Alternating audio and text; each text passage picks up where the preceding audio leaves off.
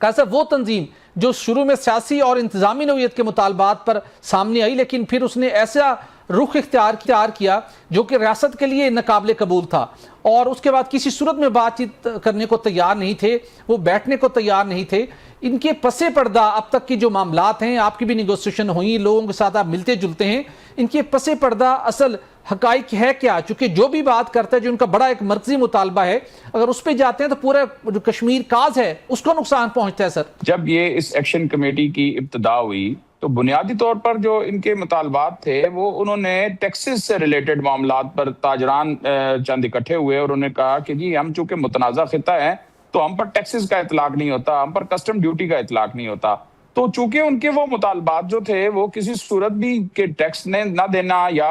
اس طرح کی ناجائز قسم کے مطالبات کرنا، تو اس پر جو ہے ان کے مطالبات کو پذیرائی نہ مل سکی. پھر انہوں نے عام عوام کو اپنے ساتھ انگیج کرنے کے لیے اور اپنے ساتھ ملانے کے لیے انہوں نے نعرہ لگایا کہ ہمیں آٹا جو ہے وہ سستا ملنا چاہیے اور ہمیں بجلی جو ہے وہ 2.5 روپے یونٹ ملنا چاہیے. تو اس نعرے کی بنیاد پر انہوں نے بڑی تعداد میں غریب سادہ لو عوام کو اپنے ساتھ جو ہے وہ انگیج کر لیا اور ایک 5-6 ہزار افراد پر مشتمل جلوس لے کر وہ نکلے. تو جب وہ پہنچے تصادم کی صورتحال پیدا ہونے لگی تو اس وقت پرائم منسٹر شہباز شریف صاحب نے انٹرونشن کی اور انہوں نے بلا کر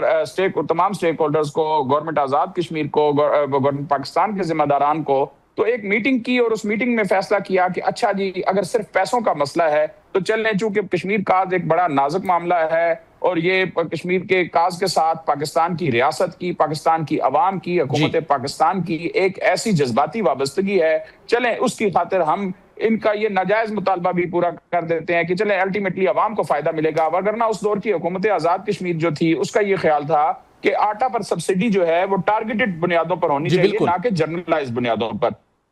لیکن ان کی اس ڈیمانڈ پر آٹے پر اور بجلی کا یونٹ 2.5 روپے کر دیا گیا اور آٹا جو ہے وہ پورے پنجاب میں اس وقت بھی 4,500 روپے من کے لگ بھگ ہے، لیکن آزاد کشمیر میں وہ آٹا 2,200 روپے من دستیاب ہے. یہ ان کو ایک بڑی کامیابی حاصل ہو گئی. اس کامیابی سے ان پر ان کا جو ہے وہ مزید اعتماد اپنا ان کا وہ تکبر ان کے اندر پیدا ہو گیا، ان کے اندر ایک اعتماد پیدا ہو گیا. پھر اس کے بعد انہوں نے ایک قانون کے خلاف ایک نئی تحریک چلائی، اس میں بھی وہ کامیاب ہو گئے. پھر پچھلے سال ستمبر میں انہوں نے نہیں قادری صاحب جو مرکزی جو اہم 3 مطالبات تھے، قادری صاحب جو عوام کی قادری صاحب جو نشستوں کا خاتمہ بھی تھا. جی کیسا یہ مہاجر چونکہ ہمارے جو ہے وہ جی قادری صاحب سن سکتے ہیں مجھے آپ؟ جی قادری صاحب دیکھیے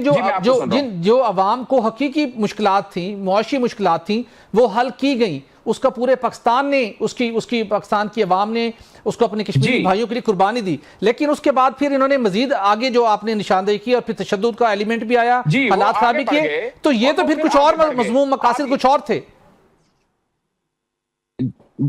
جی میں یہی آپ سے یہ عرض کرنا چاہتا ہوں کہ میں آپ کو ان کا ماضی کا ٹریک ریکارڈ بتانا مقصود تھا کہ جس دن ان کا آٹے پر بجلی کا مطالبہ تسلیم کر لیا گیا تو انہوں نے پھر بھی اس جتھے کی چڑھائی کو نہیں روکا اور انہوں نے کہا جی کہ ہم نے مظفر آباد ہر صورت جانا ہے. پھر وہ مظفر آباد آئے اور انہوں نے قانون نافذ کرنے والے اداروں پر حملے کیے، قانون نافذ کرنے والے اداروں کے جوانوں کو شہید اور زخمی کیا، اور اب سرکاری املاک کو نقصان پہنچایا، لوگوں کی پرائیویٹ املاک کو نقصان پہنچایا اور وہاں پر انسانی جانوں کا ضیاع ہوا. اس کے بعد پھر بھی ریاست خاموش رہی اور ان کے خلاف جو مقدمات درج ہوئے وہ مقدمات بھی خارج کر دیے گئے. اس کے بعد دوسری دفعہ بھی انہوں نے ایسا کیا اور تیسری مرتبہ جب وہ آئے اور انہوں نے بڑے پیمانے پر ریاستی اداروں پر حملہ کیا. دیکھیے اسلام آباد پولیس جو ہے وہ وفاقی دارالحکومت کی پولیس ہے اور اس کو پاکستان کی ایک